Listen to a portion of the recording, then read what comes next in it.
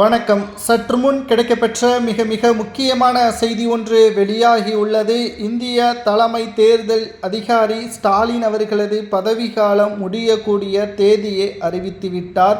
தமிழ்நாட்டில் மே 10ஆம் தேதி ஸ்டாலின் அவர்கள் ராஜினாமா கடிதத்தை ஆளுநரிடம் சமர்ப்பிக்க வேண்டும். தமிழகத்தில் தேர்தல் தேதி எப்பொழுது என்பதை இன்னும் ஒரு சில நாட்களில் தேர்தல் ஆணையம் வெளியிடப் போவதாகவும் ஏப்ரல் 16ஆம் தேதி நடைபெறக்கூடிய வாய்ப்புகள் இருப்பதாக இரகசிய தகவல்கள் கிடைக்கப்பெற்றுள்ளது. ஸ்டாலின் அவர்கள் ராஜினாமா கடிதத்தை கொடுத்துவிட்டால் நிச்சயம் 2வது முறை ஸ்டாலின் முதல்வராக மக்கள் தேர்வு செய்ய மாட்டார்கள் என்ற ஒரு தகவலும் கிடைக்கப்பெற்றுள்ளது. இதற்கு காரணம் என்ன தெரியுமா?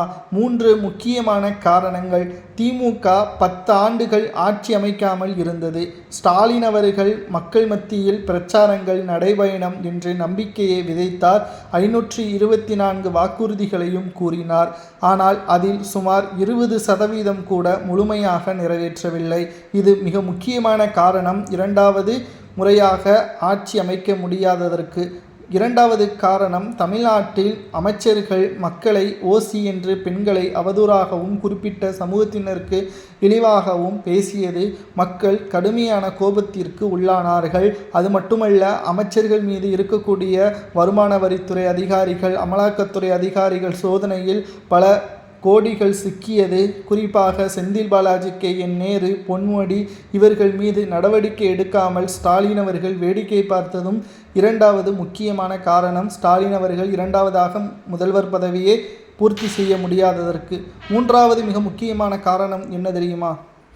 தமிழ்நாட்டில் ஸ்டாலின் அவர்கள் ஆட்சி அமைத்து 5 ஆண்டுகள் பூர்த்தியாகிவிட்டது.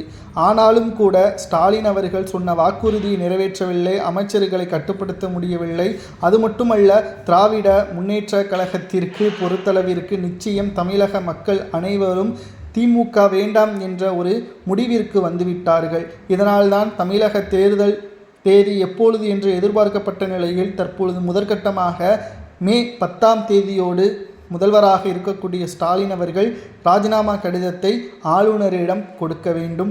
தேர்தல் நடைபெற உள்ள அனைத்து நடவடிக்கைகளையும் தலைமை தேர்தல் ஆணையர் ஞானேஷ்குமார் அவர்கள் தமிழ்நாட்டிற்கு நேரடியாக வந்து தமிழக தேர்தல் ஆணையரை சந்தித்து பேச்சுவார்த்தையும் நடத்தியுள்ளார். அந்த வகையில் கடந்த தேர்தல் ஆணையர் ஞானேஷ்குமார் சென்னை வந்து தமிழக தலைமை அதிகாரி அர்ச்சனா பட்நாயக்குடன் ஆலோசனை நடத்தினார். அப்பொழுது ஏப்ரல் 16ஆம் தேதி நடைபெறுவதற்கான வாய்ப்புகள் இருப்பதாகவும் தகவல்கள் கிடைக்கப்பெற்றுள்ளது.